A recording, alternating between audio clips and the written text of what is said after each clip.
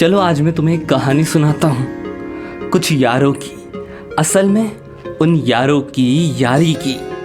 खैर, हैं तो जिंदा अभी वो लोग, लेकिन जीते जी उन सब की यादें आज हमारे लिए अमर हो गई। शुरुआत हुई हमारी इस कुत्ते के पट्टे के साथ। शुरुआत में तो ये आई कार्ड लगता था, लेकिन फिर मानो हमारी मांग का सिंदूर बन गया। यहाँ देश की सेवा करनी हो या क्लास में हरकतें पटकनी हो, यह तो मानो मैंडेटरी था। खैर, ये तो सिर्फ एक शुरुआत थी। फिर धीरे धीरे माहौल बदला। अनजाने लोग जो कभी थे अब अपने हो गए। असल में सब लोगों ने अपना असली रूप दिखाया, जिसे देखकर शुरुआत में तो डर लगा, लेकिन फिर मानो वो अपना सा एक माहौल बन गया। अगर बिना कुछ सोचे समझे ज़िंदगी जीना सीखना हो या टीचरों से बिना डरे क्लास में मस्ती करना, तो माय डियर फ्रेंड, मैं तुम्हें रिकमेंड करूँगा कि जिस भी कोर्स में तुम हो ना, उस कोर्स को चेंज कर बीकॉम ट्रैवल्स एंड टूरिज्म में आ जाओ, क्योंकि यहाँ पर तुम्हें सब मिलेगा।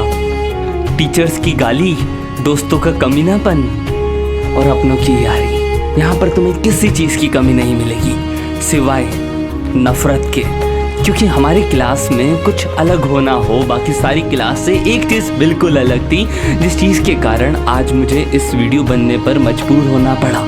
और वो बात थी कि किसी के अंदर भी किसी के लिए भी कोई गिला शिकवा नहीं थी। भले ही सब लोग एक दूसरे के करीब ज़्यादा ना आ पाए हों, भले ही लोग एक दूसरे के साथ ज़्यादा समय ना बिता पाए हों, लेकिन वो लोग जिनके साथ भी रहे, आपस में रहे, लेकिन एक दूसरे से खुश रहे, हैप्पी रहे। और इसी हैप्पीनेस के चलते हम लोगों ने एक साल पूरा कर लिया। और उस साल के अंदर क्या क्या हुआ, आज इस छोटी सी वीडियो के थ्रू मैं आपको बताने वाला हूँ, क्योंकि इस वीडियो के अंदर वो सिर्फ एक साल नहीं रहेगा, वो ज़िंदगी भर की यादें रहेंगी। वो यादें जिन यादों को लोग ड्रीम लाइफ कहते हैं, वो यादें जिन यादों के तहत आप लोग अपने छोटे छोटे बच्चों को जब वो चीज़ें सुनाओगे या ये वीडियो दिखा दोगे ना, तो यकीन मानना उनसे पहले आंखों में आंसू आपके आ जाएंगे। तुमने नाचते हुए तो खूब देखा होगा लोगों को, लेकिन क्या कभी बिना म्यूजिक के नाचते हुए देखा है? अगर नहीं देखा तो एक बार हमारी क्लास में झांक कर देखना यार, हद है। मतलब किसी भी वक्त कहीं भी कोई भी स्टेप करना हमारी क्लास का तो एक सिंबल बन गया था। वैसे तो सबको घर जाने की बड़ी जल्दी होती थी, लेकिन भाई साहब जब व्यंजन जाने की बात आती थी तो सब लोग वहीं पर बस जाते थे। हालांकि वहाँ पर खुद बिस्कुट खरीद कर कोई नहीं खाता था, लेकिन वहाँ पर छोटे छोटे कुत्तों को देखकर सबकी जेब से पैसा निकल आता था। और ये तो बहुत छोटी बात हो गई, लेकिन जब एक समोसा कोई अकेला पर्सन लेकर आता था, या तो वो चुपचाप कोने में खा जाता था, लेकिन अगर वो सामने लाता था तो उसके हाथ में सिर्फ चटनी बचती थी, क्योंकि उस समोसे का किडनैप तो ये बंदा कर जाता था। सही मायने में वो भी एक छोटा सा स्कूल बन गया था। और बड़े स्कूल के अंदर तो हम लोगों ने हरकतें पटकना शुरू कर ही दी थी, लेकिन ये बंदा तब भी गायब हो जाता था, क्योंकि भाई साहब बंदे को प्यार जो हो गया था। लेकिन ये अकेला नहीं था, थे और कुछ लोग भी, लेकिन अब क्यों बाल की खाल निकाल रहे हो, उन बातों को अंदर ही रहने दो। लेकिन जिनको बताना चाह रहा था शायद वो लोग समझ गए।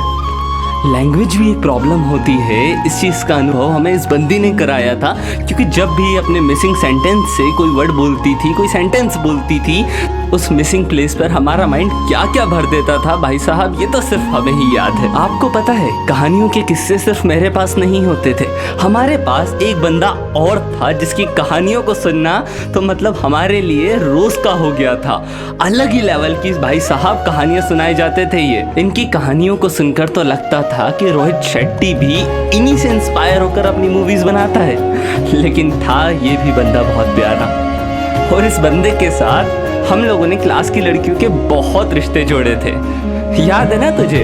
लेकिन सिर्फ बात ये नहीं थी कि हम लोग एक दूसरे के साथ मज़े लेते थे या एक दूसरे की टांग खींचते थे या एक दूसरे को चिढ़ाते थे।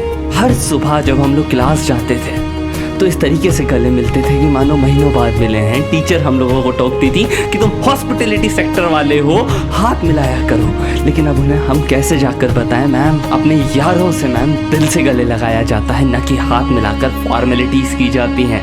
लेकिन गलती मैडम की भी नहीं थी, क्योंकि मैडम की ही क्लास में चलते हम लोगों ने कितने कांड करे ये सिर्फ हमें याद है। और एक कांड मुझे याद आ रहा है, जब संचित से मैडम ने बोला था कि मेरी एक बात की गांठ बांध लो, और इन भाई साहब ने क्या क्या सुन लिया था। हिंदी वाली टीचर से इंग्लिश में सवाल पूछकर इस इंसान ने भी उन्हें बहुत परेशान किया था। और अगर कोई क्लास का बच्चा गलती कर देता था, हालांकि गलती करने वाले यही लोग रहते थे, लेकिन कोई भी अपना मुंह नहीं खोलता था। और हमसे पहले हमारे सीनियर्स वैसे ही हमारा नाम बहुत ऊंचा करके चले गए थे, तभी इन मैडम ने बहुत कोशिश करी थी हमें मोटिवेट करने की, और हम मोटिवेट हो भी गए थे।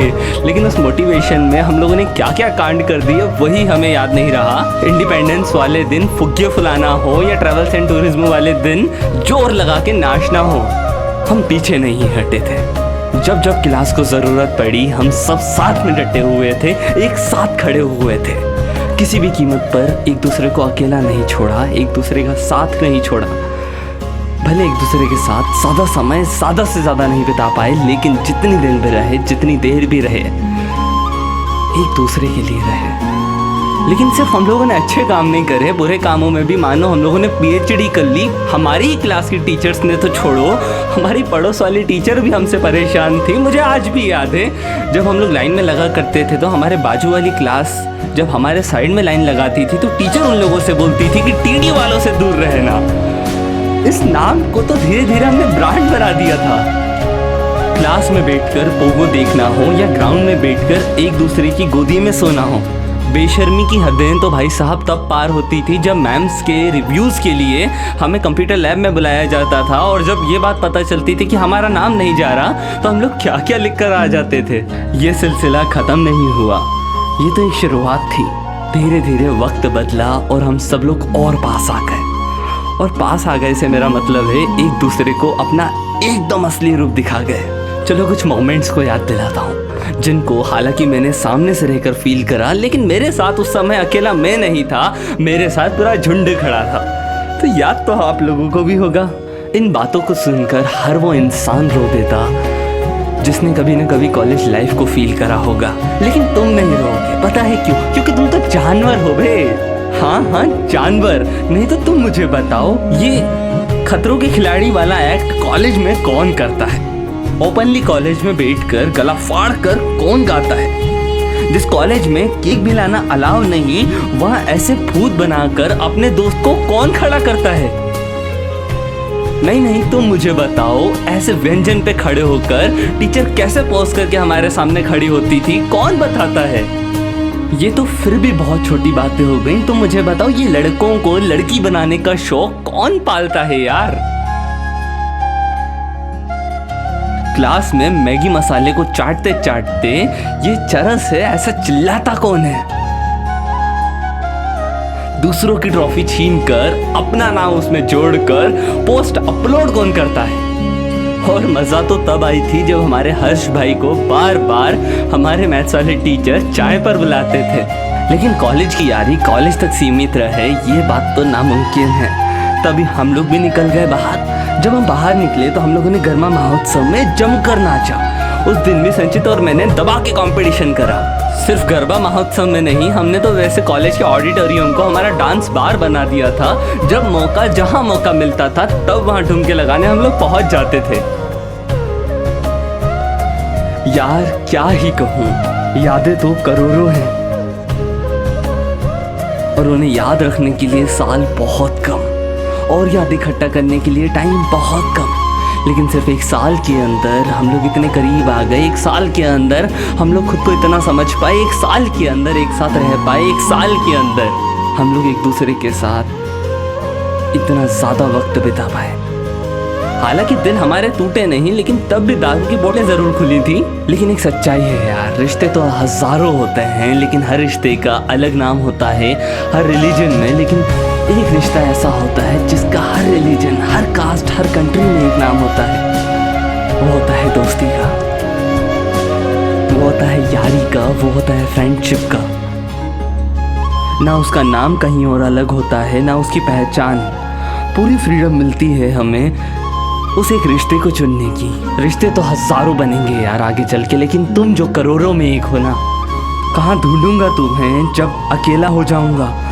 लेकिन तुम्हें याद नहीं करूँगा यार तुमसे अलग होकर, क्योंकि अगर मैंने तुम्हें याद करा तो आंखों में आंसू आ जाएंगे, और अगर आंखों में आंसू आ गए तो तुम्हारी वो कसम टूट जाएगी कि जिस कसम में तुमने मुझसे कहा था कि ज़िंदगी में चाहे कुछ भी हो जाए कभी रोना मत, और कभी रोना आए तो अपने यार को याद कर लेना। क्लास में यारों की यारी तो खूब हुई, एक दूसरे के साथ काफ़ी लम्हे हम लोगों ने बिताए, लेकिन उन लम्हों में हम कहीं ना कहीं भूल गए कि हमारे पास भी वक्त बहुत कम था। 1 साल निकल गया, सिर्फ 2 साल बचे। उस 1 साल के अंदर कितना हमने जी लिया हमें ही याद नहीं था।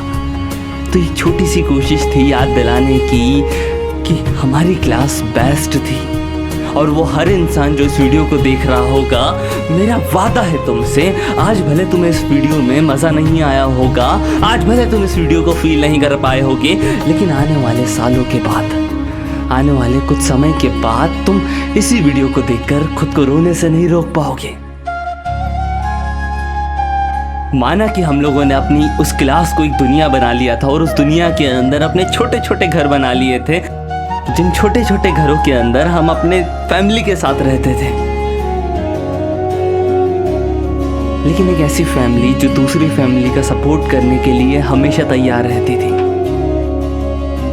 ग्रुप्स तो यूं हर क्लास में क्रिएट होते हैं, लेकिन साथ में बैठकर मस्ती करना, क्लास के अंदर साथ में यूनिटी बनाना, अपनों का साथ देना, और बुरे वक्त में एक दूसरे के लिए खड़ा रहना, ये सबको नसीब नहीं होता, लेकिन ये हमें हुआ। और इस चीज़ के लिए मैं शुक्रगुजार हूँ तुम्हारा, मैं शुक्रगुजार हूँ तुम्हारे उस हर मोमेंट के लिए। और ये छोटा सा थैंक यू उस हर इंसान को जो क्लास में था, हर उस इंसान को जिसने क्लास में एक माहौल बनाने में हेल्प करी, क्लास के अंदर उस गुदगुदी मस्ती को ज़िंदा रखा, क्लास के अंदर टीचर्स के मज़े लेना तो गलत था, लेकिन एटलीस्ट हम लोगों को भी खुश रखा।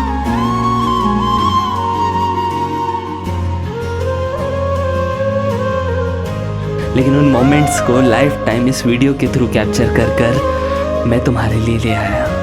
शुक्रिया, शुक्रिया मेरे यारों, शुक्रिया।